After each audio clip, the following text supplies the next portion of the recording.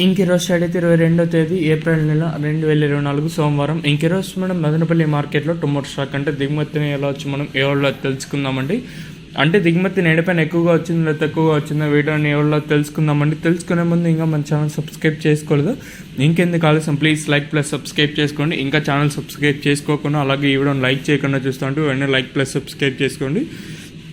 ఇంకా వీడియో విషయానికి వస్తే తెలిసిందే కదా, మదనపల్లి మార్కెట్లో సుమారుగా 29 మండీలు ఇంకా 31, 32, 33 ఇలా అయితే ఉన్నాయి. మనం ముందుగా టీవీఎస్ మండి లైన్ అయితే మాట్లాడుకోవాలి.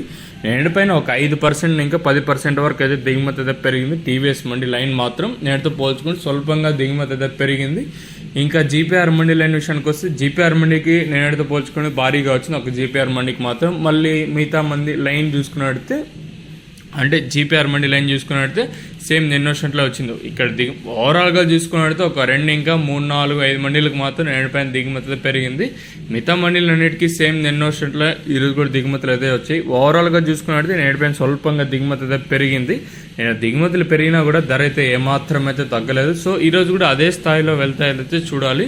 ఒక్కొక్కసారి మనకి వేలంపాట్లు అనేది 8:30కి ప్రారంభం అవ్వచ్చు, ఒక్కొక్కసారి 8:45కి ఇలా అయితే ప్రారంభం అవుతూ ఉంటుంది. మరి చూద్దాము ఈ ధరలు అనేది ఏ విధంగా వెళ్తా. నిన్న యాక్షన్ పూర్తి అయిపోయే సమయానికి 660 రూపాయల వరకు అయితే నిన్నైతే టాప్ అయితే మరి ఈ రోజు ఏ విధంగా వెళ్తానైతే చూడాలి.